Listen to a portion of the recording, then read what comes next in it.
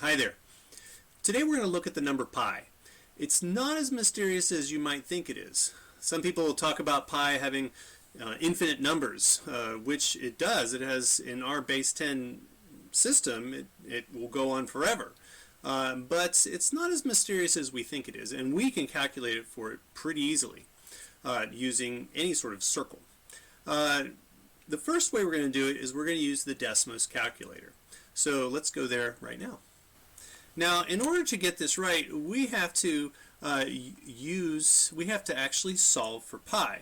And so in order to do that, we just have to use simple algebra and rearrange it. So for instance, if we have circumference equals 2 pi r, and we divide both sides by 2r, the 2's cancel, of course, the radius cancels, and what we have left is pi equals circumference divided by 2r. And if you notice, this same equation I have written out right here in the Desmos calculator. So what we're going to be doing is we're going to be using that equation to solve for pi. In this case, I have called it pi so it doesn't conflict within Desmos. And we have a circle with a particular radius, so we have that value radius. Now, of course, you could do an entire diameter, but this, for our sake here, using a radius is a little bit easier in Desmos. Okay, what we need to now do is inscribe a regular polygon. So I have this tool down here. If we click on bits and pieces, it'll turn on the regular polygon.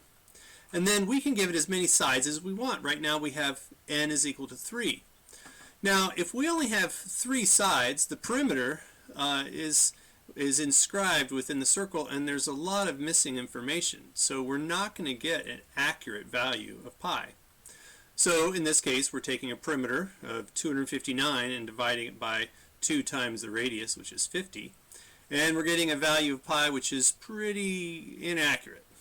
So let's see what happens when we move up the number of sides. So if we go to 7 sides, we're getting a little more accurate. We're getting a value of 3.03. Okay, let's move that up until we have two-digit accuracy. Oh, there we go. We have 3.1 at 12 sides. Now let's go for 3 digits of accuracy. 3.14. Oh, there it is.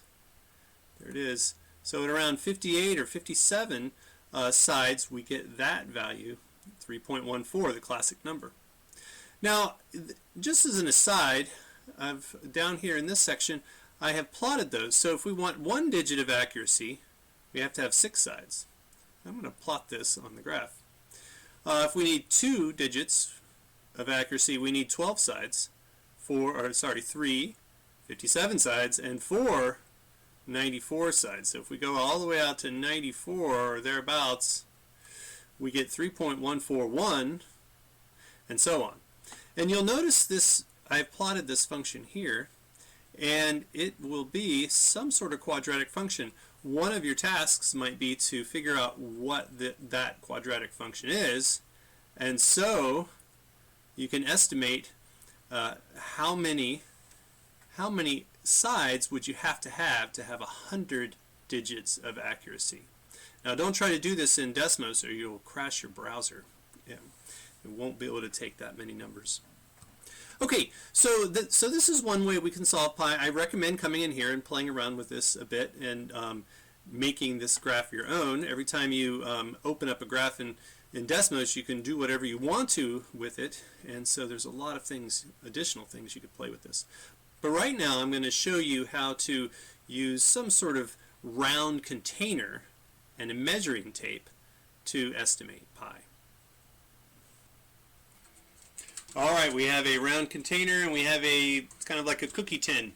It's not very large, so our value will not be that accurate. So what we do is we take our tape measure and we find a circumference. Now it's best to use a metric system with this so we can have a nice decimal based value. And in this case, we have about 58.7 as a diameter, 58.7 centimeters. And now we're going to get a diameter. Once again, that's just 2 times the radius. And we have about 18.7. So let's work that out and see for pi.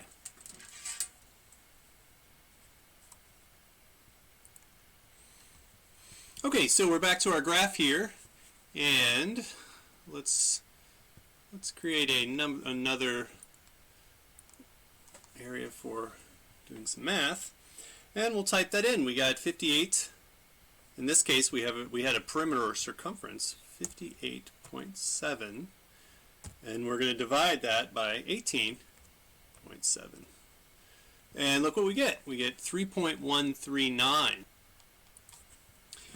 3.139, that's a pretty accurate value for pi for such a small container. Let's see what size container you can get and what value for pi you can achieve with that size container. Have a nice day.